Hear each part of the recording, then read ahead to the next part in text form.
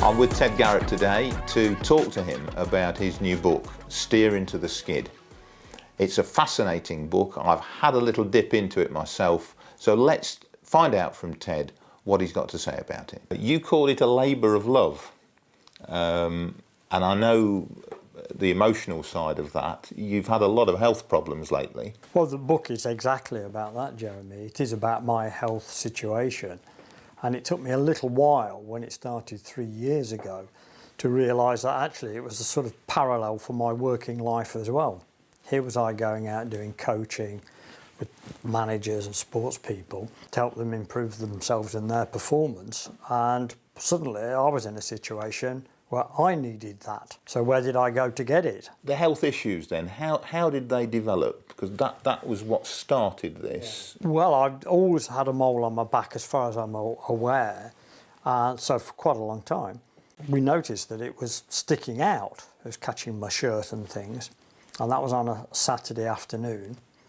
And then on the Monday, contacted the GP, who thought it was okay, sent him a photograph through the phone. Actually, he rang me back 20 minutes later saying, you've got an appointment at Leicester Royal Infirmary tomorrow morning.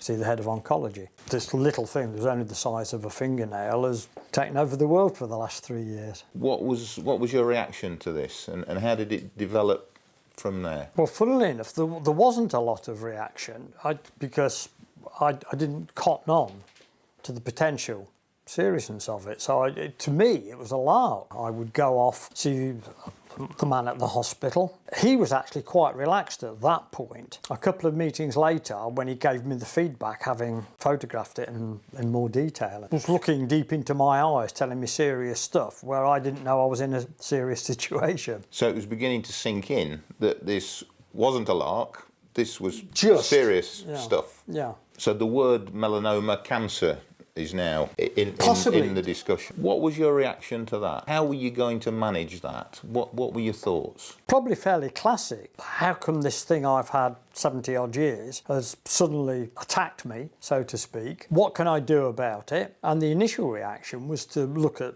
the medical fraternity to help me. It was a little bit later that I started to think, hold on. In terms of the mental side of it, the psychological side of it, this is sort of what I do. The essence of what I do, I would argue, is about helping people improve their performance, normally in a sporting context or a business context, but inevitably that has personal implications. So it was a little bit, look into the mirror thyself. So how can you apply those skills now to yourself and in something not related to sports performance or business coaching? So working with other people was getting them to do things as well as talk about things. And I realised that's exactly what I needed.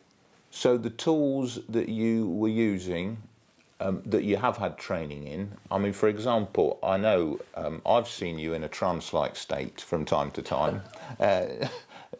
What specifically have you used now that you'd previously used to help others with? I think mindfulness would be the most recent thing. But part of my strategy has been not to choose one field. I've actually cherry-picked from the things that I find useful, and the criteria for that has been practicality. Go do stuff. Yes, it's helpful and relevant to talk. Mindfulness, etc., etc. It's all very helpful, but I like the parts of the broad field of psychology that say, do something. This is about the mental approach. What sort of help were you getting then? You must have had more than 1 or 2 appointments with the medics during this period. There was nothing about the mental side, and the physical side was sort of done through the process. I'm up to 90 odd hospital appointments now. The interviews I did for the book, 10 or 11 people who are actually in the book with real life issues, with 2 exceptions, none of them have had any mental guidance. Effectively, it was your personal mental health approach. How did you define it, and how did you start with that? It had to be practical. I wanted, go do this, go do that. The book, Steer Into the Skid, how is it organised then? The heartbeat of it is an 8-stage mental health programme. As I say, 2 weeks is the shortest one, 6 months is the longest one. All based upon practical stuff. This is not theory in the sense of design, it's all been done. And that happens to be, they were my timescales. I didn't actually start the book until after I'd been declared clear for the 4th time, and then went back for a normal checkup last May and found out I got 12 areas that hadn't been there 2 months before. And without being sort of over the top, I thought, this is the moment. What was the purpose then of writing the book? If I'm being perfectly honest, it would be self-help. I like writing books. I've done 3 before. I'm a copious note taker. So all of that was sort of natural. Having said that, right from the beginning, having done 3 published books before, I thought there could be a book in this. In what way do you think it can help others? How can they apply your do-it-yourself programme? I think the key thing, funnily enough, is that you can do something. There's a great tendency, understandably, with the medical fraternity to wait to be told by them certain things. You can play, to use a sporting sort of term, you can play on the front foot. I'd like to think the book can be used by anybody who is not a psychologist, who is not an NLP expert, not an expert on mindfulness, because it makes practical sense. So what techniques in Steer Into the Skid would you say are really the top ones that you've found helpful that you think could apply to others? The one I pinned it to was actually one of the most recent things I've done, which was the mindfulness. I was aware of mindfulness before, but got into it about 8 years ago and did various qualifications and did a little bit of helping, training people in mindfulness. I like the intention of the focus on the now, the focus on action, getting and doing things. Yes, it's philosophic, but it's a go-do thing. You mentioned earlier that you'd interviewed people as well, and part of the book includes some transcripts of those interviews.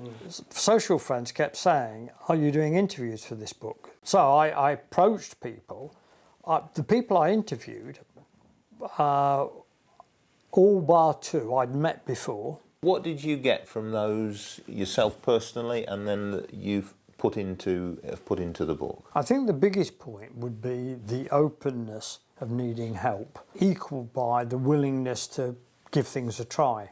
A lot of positivities you got from actually doing these interviews. As an aside, not part of it at all, it certainly helped me. The willingness of people to be open, the willingness for them to try things. Because of different backgrounds, there were some very able people I interviewed, but I happened to be the victim, as we all are, of our own experience. So nobody had got that experience that I'd had, that breadth of it. But they equally, in their own way, got on with it and started to do things to help themselves. The book, Steer Into the Skid, what does it bring to the reader? What help can it provide? I think the biggest thing in it is a go-do book. There are things in there that you do. If you're looking for a philosophical read, there's an element of that. But this book says, take responsibility for your own action, even though you're a small part of a very big machine in this. But there's things to go and try. Don't be afraid of trying them. Don't be afraid of things that don't work for you. It's not a fixed menu.